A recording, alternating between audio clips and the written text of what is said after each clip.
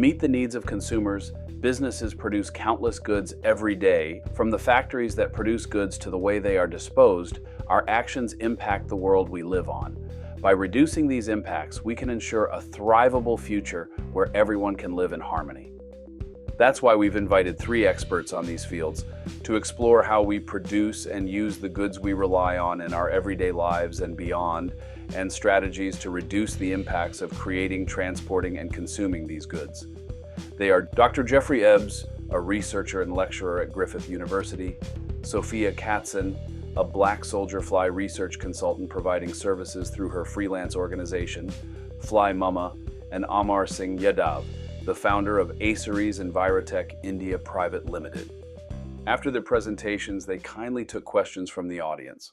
That was really a very interesting session. But before we start with this Q&A session, I'd like to thank our guests for sharing their valuable knowledge and experience with us.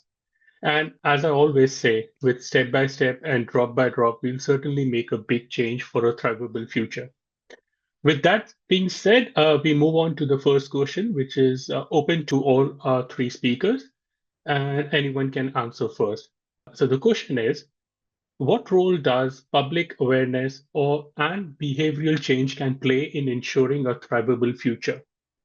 I think public awareness is critical, because if we don't know what needs to happen, then it never will. And we also have to offset the fact that the forces of fossil fuel companies and other people who don't want to see the kind of changes that will lead to thrivability are pushing out. So we have to push back against that disinformation campaign that's being overwhelming in some cases. Planned behaviour, behaviour change is much more difficult. And I think, one of the questions that came up in the Q&A addresses that same topic. I have a personal view, and that is that it's a moral question, and historically, religion is the only way that we've addressed moral questions. But of course, coming from a scientific evidence-based background and trying to achieve things in an open, inclusive way, there are many aspects of religion that seem to run counter to that. So it's a very, very difficult process of thinking about behaviour change. But that's my personal opinion. Geoffrey was spot on, but sustainability is not just a technical challenge. It comes with many, many, many other challenges. Human behavior is one of them. And I think education is one of the fundamental solutions to all these problems that we've been covering today. We are seeing that kind of younger generations are a little bit more open to these new solutions. So it won't be long until we see a bigger shift in business and economic models. It's very slow, but I think we are getting there. I try to see the glass half full. But yeah, like many companies now focus on sustainability. Might sound like fashion, but hopefully in 2-3 years, we can see the results of all that. Thank you so much, sir, for your questions. It's a very good question. I think I'm thinking about it because the question is for thrivability future. Public awareness is very important aspect, because if in e-waste also I'm talking about, we do in EPR plan, what we can do, we can add one component for the public awareness. So, but though I don't have put too much amount to do public awareness something. So what we can do, we have put a small portion on this, and we have to tie up with the universities, colleges, and some public forums where we can go, we can speak on behalf of client. For thrivable future, the awareness is very important. So once they're aware, they can change their behavior to adopt sustainability. Suppose in a phone, what kind of hazardous component in this? If people don't know, then how they can always sell their product to the kabadi walas. So for avoid this, we have to have focus more on to awareness. So which is in a very nascent stage in India, I'm talking about. Yeah. So these are very important aspects for awareness. And once people are aware, then they have to change their behavior for the thrivability. Thank you. With this, I'd like to add, yes, to have a generational change, teaching the school kids, making them aware will make more sense. And for the adults, young adults and grown-up adults, it's up to the organizations to take up a step, include some valuable portion to their services or offering, as just Amos mentioned, that along with that whole package of the service that they provide, they also say that public awareness is an important thing, and they try and connect their clients to universities, colleges, or schools. I think this should be seen as a good step moving ahead. Thank you very much for sharing your views on that. My next question is specifically for Jeff. Touching upon your first couple of slides, I personally felt that it's talking more about embracing the change together rather than acting in our own self-interest. So, in your views, who should lead this change and what are the probable challenges going forward? Thank you. In an ideal world, government would lead this change. That's the reason that we elect governments, and that's what we hope from our leaders, whatever form of leadership we have. Unfortunately, that's not happening. Now, I'm aware that there's a big difference between what's happening in wealthy countries and what's happening in the global south. But, having worked for decades in trying to make make changes in government and make these changes at a government level, doing a lot of, activist work and political work with the Greens and so on, I've become quite frustrated and cynical about the possibility of getting government to lead us in the right direction. And now that I see what's happening in the US and how that's infecting other governments, I still have hope and I still work towards that outcome. But I don't have a lot of faith in the short term that government will lead us.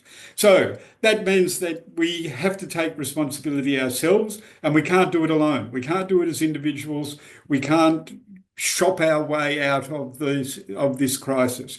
And so it's only by connecting into the largest groups that we can. We need to think about what we can influence and how we can influence that and work at that level. So I work on my own in my own home. I work with my neighbours in my community. I work with organisations like Food Connect that are trying to build communities of communities. And I still maintain an interest in and a voice in political parties to try and make the change that I can.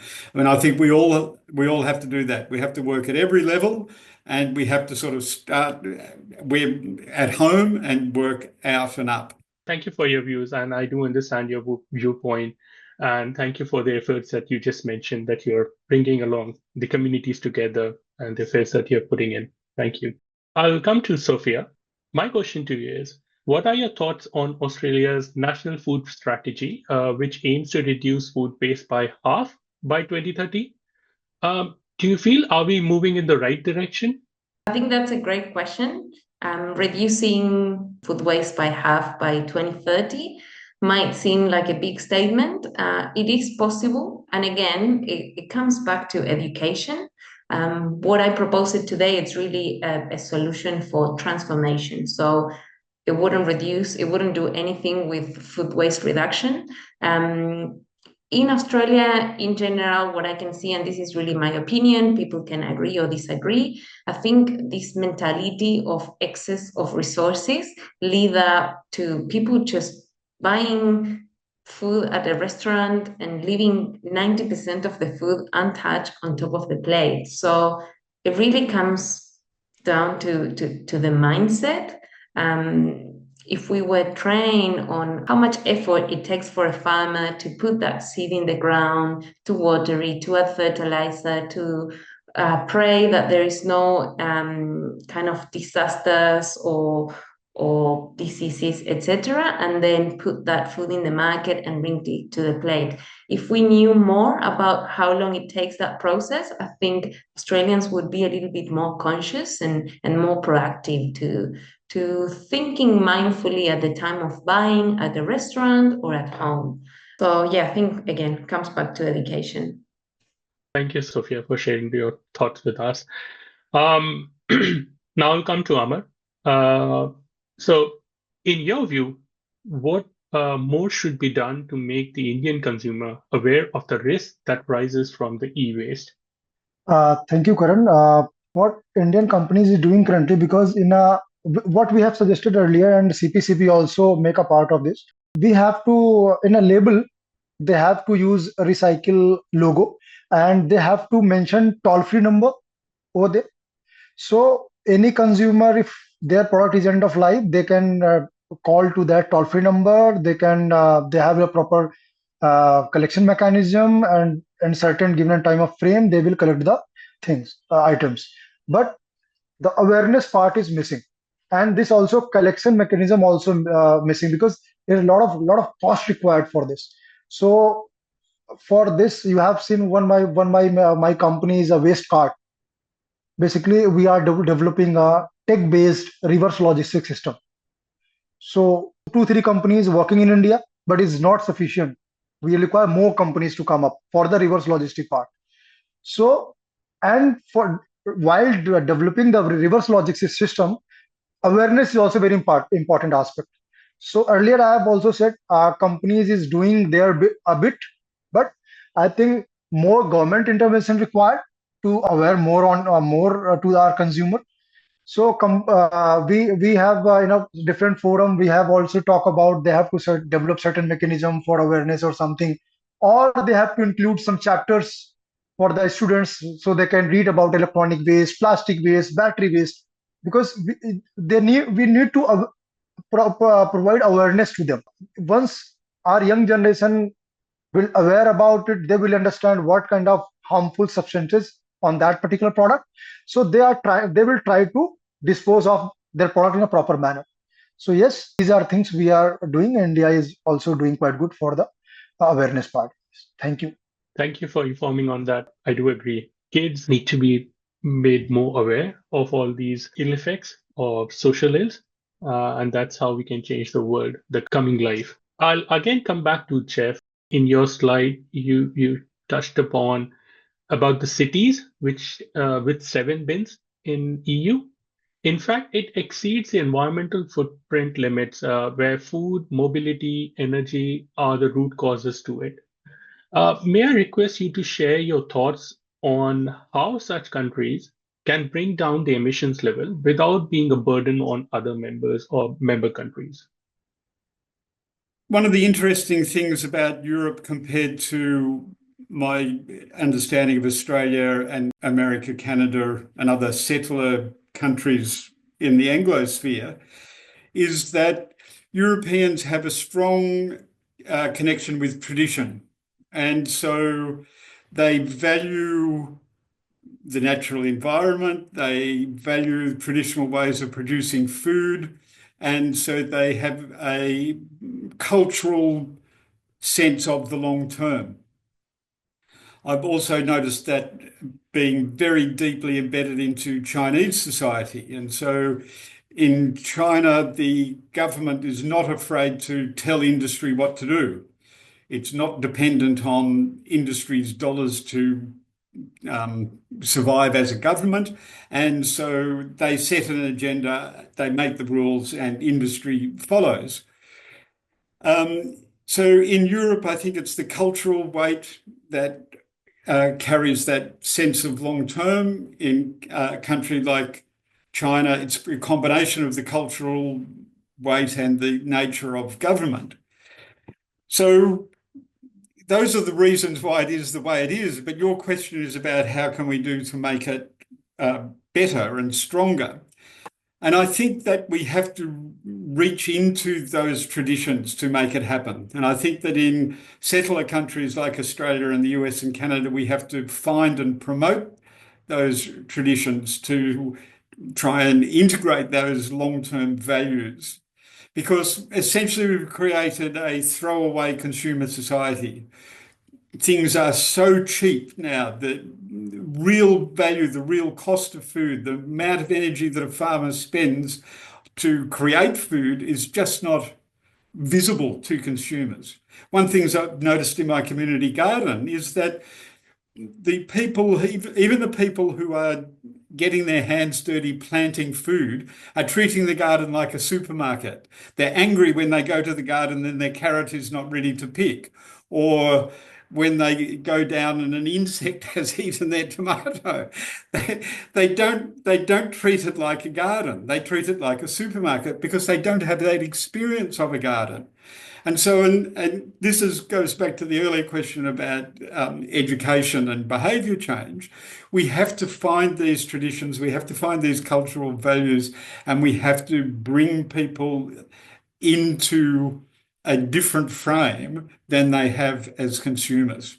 And it's a huge challenge. It really is a very huge challenge, but it's the only way.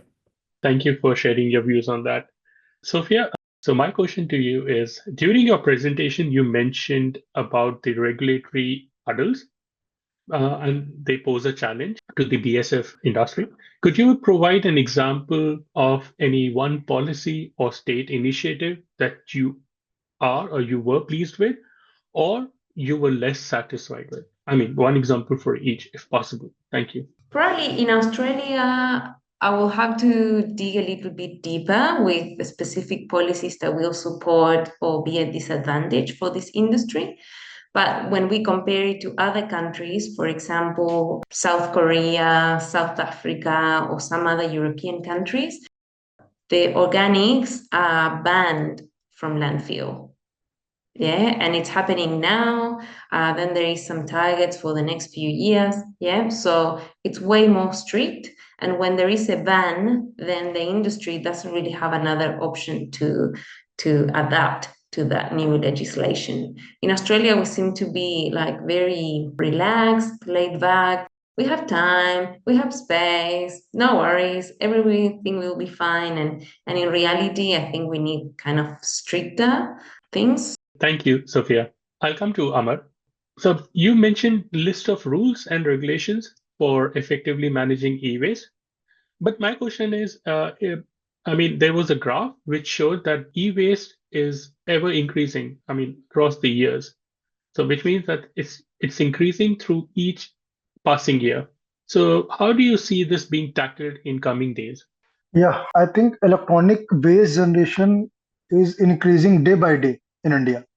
Because if you talk about earlier days, people have one TV or one phone in their houses.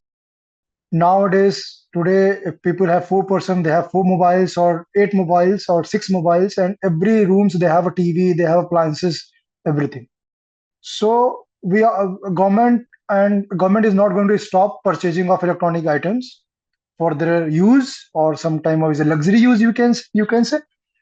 And the electronics waste part handling things, we have to earlier in the way forward, I have already talked about, we need to develop a strong reverse logistics system, first of all. Then in a PP model, we have to develop a strong recycling facility, is zone wise. They have huge capacity. They have huge capacity because of we have huge generation of electronic waste.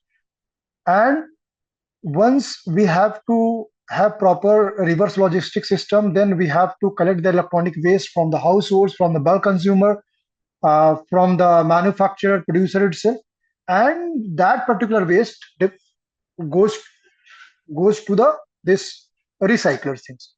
So the proper circularity will complete on this. So we are not going to stop the purchasing of electronic waste, electronic items, and we have to have only two way we can combat this problem, only for the development of strong reverse logistics system and this recycling mechanism system. We need to enhance in India, because the lot of requires because the kind of capacity we have current, the kind of waste generation is a huge gap, you can see. I can understand, because given the fact that India is so huge, highly populated, and if we now see that the buying capacity or the purchasing capacity has increased, people are buying more and more electronic items for their convenience, or maybe as a point of satisfying their luxury needs, and which will eventually lead to a lot of e-waste. So yes, a lot of investment needs to come into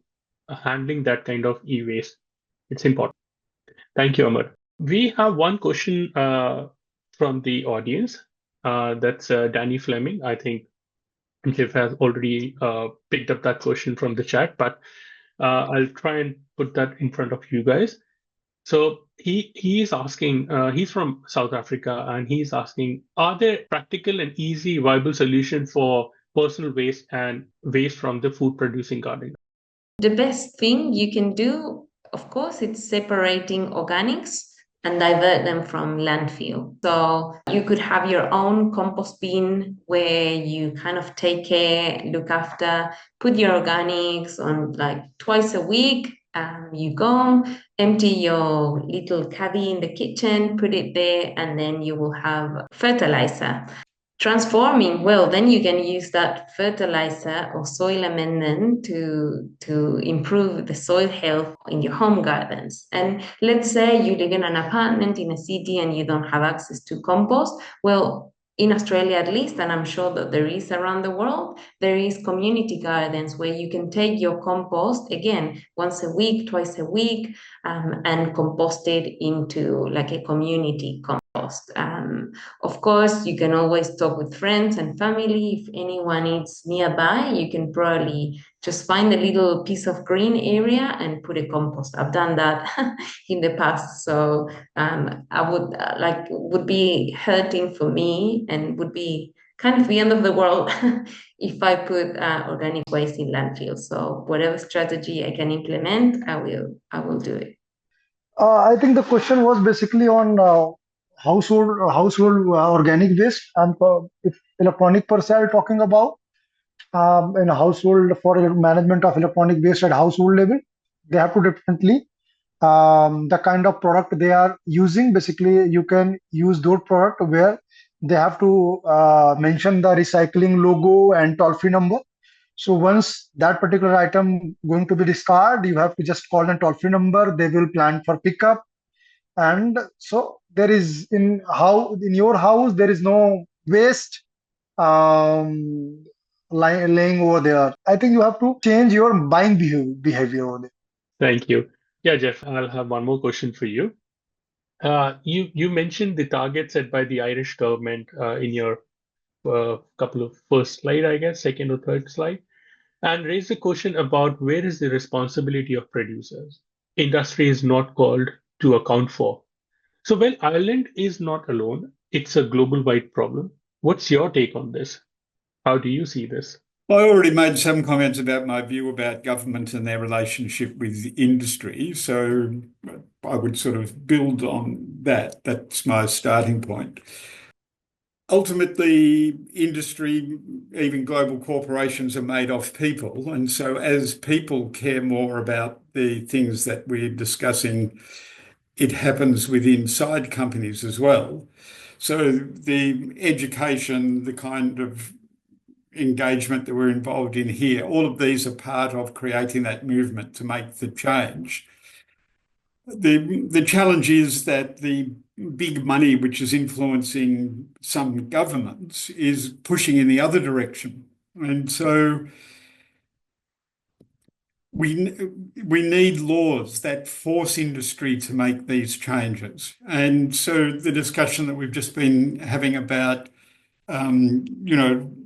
waste and right to repair in the chat, not the Q&A, is related to this. Without laws like that, industry is not going to take responsibility for their products. They're not going to allow people to repair their products instead of buying new ones. And, we've got all these ridiculous things like built-in obsolescence that were created after the Second World War to, fire up the economy and increase the rate of consumption for no other purpose than making money. We just have to turn these false incentives that lead us the wrong way off. But it's not in industry's interest to do that, so they're not going to do it willingly.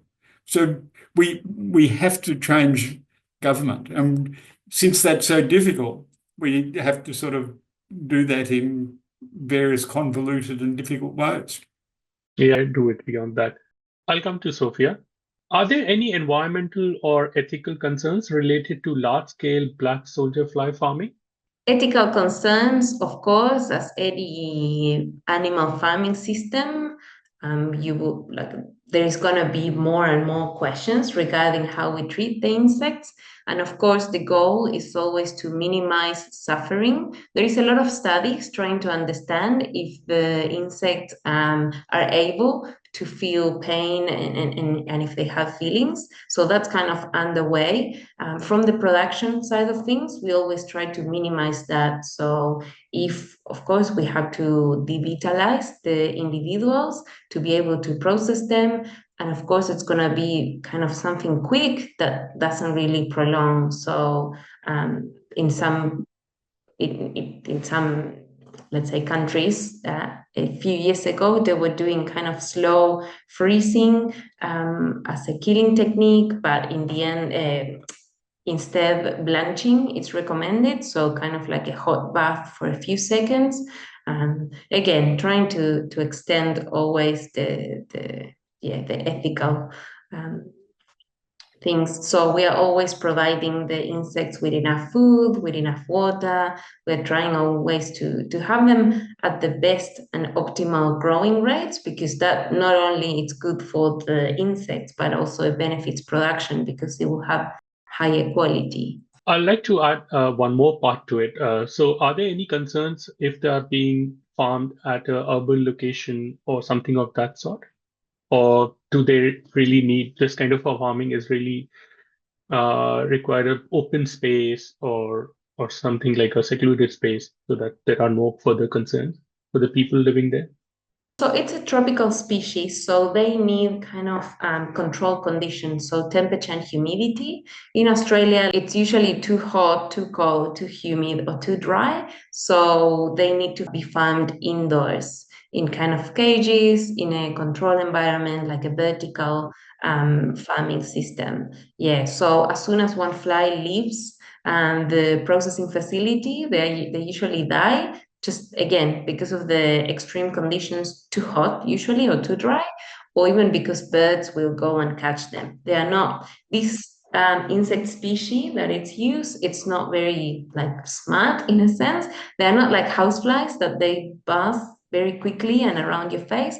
These are more like, I stay on the wall, do nothing, and then as soon as there is a bird, they will eat them. I do understand that, yes. So thank you, Sophia, for that answer. I'll come to Amar. First of all, thank you for mentioning some of your clients and sharing the details with us. How you help them manage their e-waste, that's one thing. And I mean, the how much time the whole process takes, if that can be answered.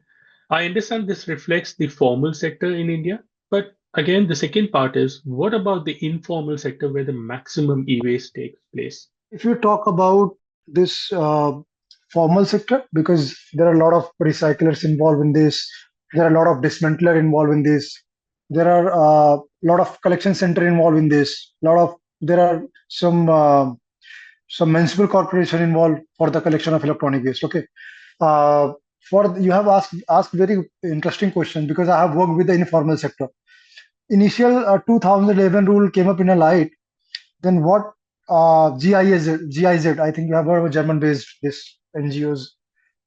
They have execute one project. They want to for 2011 rule. There are a lot of informal sectors work has vanished.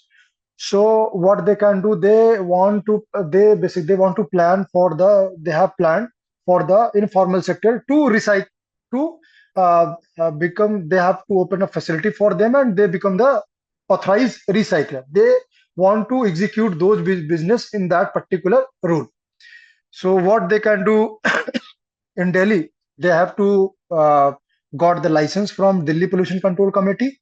They have built infra over there, and this, I think, 10 to 15 kabadi wala is involved over there.